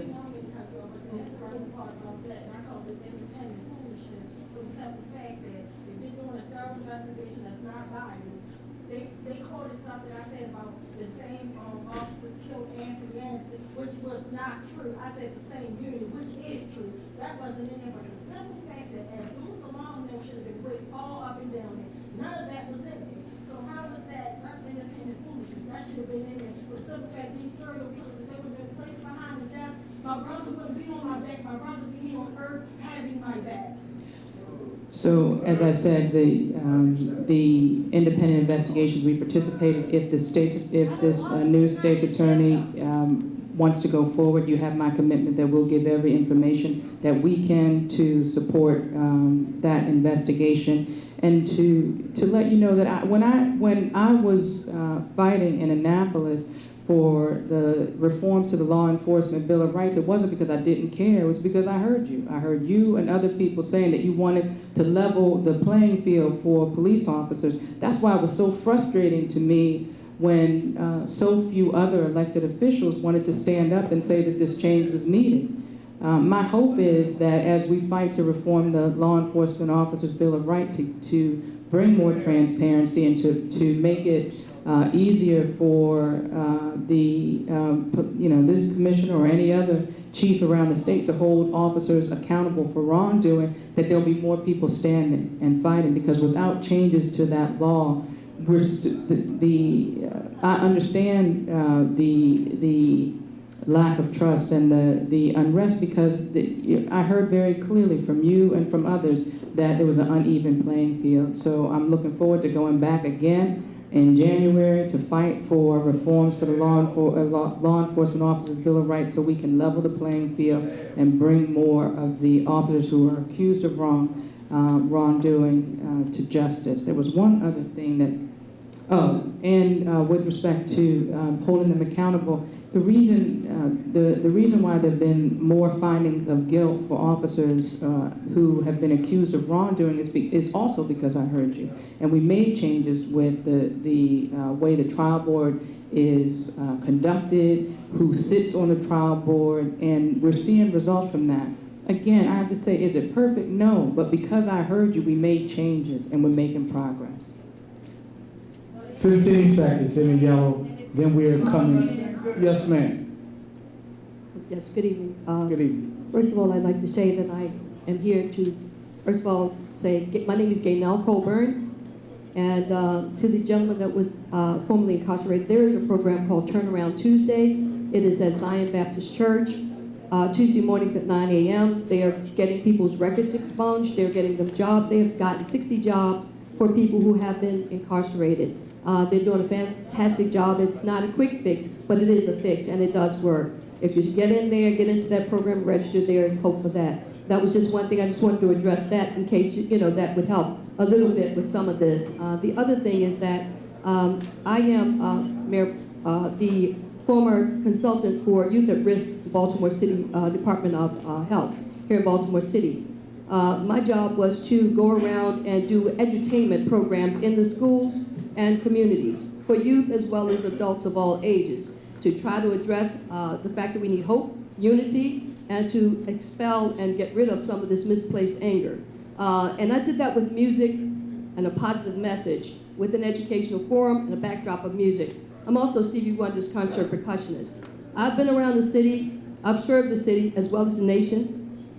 I have 2 Essence Awards, but yet I still sit, and no matter how much I ask, if you will allow me to try to help, because I believe that what I'm doing, I know that has worked, because that's why I have the Essence Awards, that what I've done has made a difference. What I can do will make a difference. We need to have something to bring love, unity, and peace. I respect you.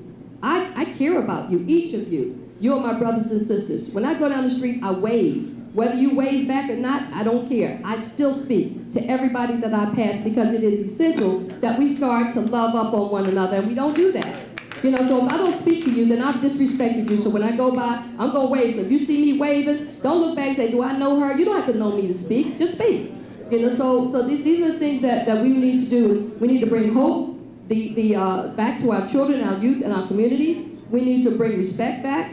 And we need to make sure that they're being educated the right way and that we're expelling the anger that doesn't need to be there. My funding was cut years ago. And since that time, I have not been able to get anyone to reach back in and say, come on and try what you're doing. Let's see if this makes a difference. I know it does. If you give it a chance, I can assure you that we will see a great difference in our youth and our communities, and whether they have some place to go and play or not, they will be confident in themselves enough to be able to survive, because I come from child abuse, poverty, violent crimes. I'm a survivor of a drunk driver, and my father was my abuser. So, I know about suffering, hard times. I've been put out, we've been outdoors, I've been hungry, I've been cold, and I've been mistreated, I've been disrespected, and I've been looked down upon. But I'm still here. I still love you, I still respect you, and I'm still trying. I thank God for bringing me from special education to education. And I do have everything that I need to make a difference in this city, this community, and in this nation. So we want to make sure that we love up on each other, and that we take the expertise that God has blessed us with. I don't get up on the stage with Stevie Wonder and say, I'm somebody. I'm the same body, come from Baltimore City. I'm no better than you. For the children I'm you yesterday, for the rest of you, you can strive for excellence the same way I did. I never go around and try to put myself on a pedestal, but I am here saying that I am able, I'm willing, I'm capable, I'm ready, and all I need is an opportunity. If you allow me to help, I will and I can help. And I do that with the grace of God. I pray first, and I don't do anything without the Lord. He carries me, He's taken me through all this, and whatever He says, I believe it, and I'll do it. God bless you, Mayor. God bless you, my brothers and my sisters. I love you. Hang in there. Let's love up on one another. Let's respect one another. Thank you so much. God bless you. So I've been told about 5 or 6 people that we have to be out of here, Madam Mayor. So we are well over time. It's been 2 hours of Q&A. And so, Madam Mayor, we're going to give you the last words. And before that, I just, Pastor Wilson, right there. Pastor Wilson, did you want to chime in on? Okay. Madam Mayor. I simply want to say one thing, and that is, first of all, thank you, Madam Mayor, on behalf of the ministers of East Baltimore. We want to thank you and Commissioner for being here tonight and holding this forum. I think all of us in here should congratulate the men for this forum. I would like to say that there is no way possible the police can do the job alone. If you see something, say something. I'm speaking from experience. the Israel Church and Pastor Wilson police the community in which we exist. When you come through and you act like you want to do something that you should not be doing, you hear from me. I'm a little piece of leather, but I'm well put together. We police, and we didn't just start doing this. We've been doing it for 25 years. Walk through that community and you will see that it is clean. At least they respect us. They may carry on the same activity, but guess what? They take it inside. Guess what they say? There's a crazy preacher on the corner of Preston and Chester Street. And my point is what I'm trying to make, and that is if the community and every church will come outside of the doors, we can take our community back and make a change. Let me say, there used to be a little magazine around the community. I'll be very brief, Madam Mayor and Commissioner Davis. We put an end to crime. We reduced crime by 30%. That came from the police, from Eastern District Police. The officers were taken from where we are located and placed in other areas. We can do this job. They cannot do it by themselves. And I'm not getting paid to do it. My life has been threatened 13 times because I had a Volvo back in the early 80s. And that Volvo went through the alleys behind every individual that was dealing and wheeling. Guess where many of them are today? In the Israel Baptist Church. We cannot place the blame on the police department and on the mayor. We will have to partnership together. And how I wish every pastor in East Baltimore was here tonight. So that we could turn this city upside down. It can be done. Ask me, don't believe it, come to where I pastor. And yet I'm not trying to take up for those police who are not, who have done something wrong. I won't say what I want to say. There are bad apples everywhere. But just get rid of the bad apples. I'm not going to say kill them. Get rid of the bad apples. The question that I want to ask, and again, thank you. The police, the districts that have been closed, and there are those who say that they are not open at night. Can you address that for a moment? I was not aware of it. There's been a lot of outrage about it, and I think that it should be addressed before we leave here tonight. Thank you, Madam. There was an incident probably 3 weeks ago now where a citizen needed help, and he approached a police officer at one of our district stations, and he was not afforded the service that he deserved. And our police officer left a very lasting impression with that man that the police station was closed. The police stations aren't closed. We're about a week away from bringing back desk sergeants to all of our 9 police stations. They're open 24 hours a day, 7 days a week. It was a punch in the gut to me when I heard about that interaction. They're open, we're open for business, we're open to serve, and that officer has been held accountable for that unfortunate interaction, and I apologize that occurred. So in closing, for me, we're only as strong as our relationship with the community. And that's everybody in the community, whether you're happy, sad, upset with us. And I get it, and I hear you loud and clear, each and every one of you. So you have my word that I'm going to do my very best to serve this community. So holding police officers accountable is part of serving this community. And I get it. I've got a long record of holding police officers accountable for their actions. I also have a long record for supporting good police officers because we need more and more of them. And you guys can help us identify those young people who can wear this patch and wear this badge and feel proud about them. So I'm looking forward to getting there with you, shoulder to shoulder. Thank you all for your time today.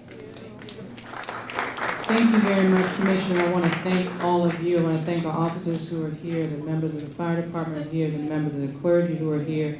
Please, please, please don't leave without giving us your survey.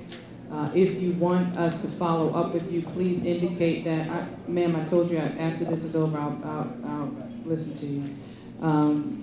If you indicate that you want to follow up, please do that on the form so we can follow up. You know, we stayed here probably over an hour longer than we're supposed to, so I want to thank Humana for their generosity. Thank all of you for being here as well. I hope everyone has a safe evening, and I'm looking forward to more of these conversations. God bless.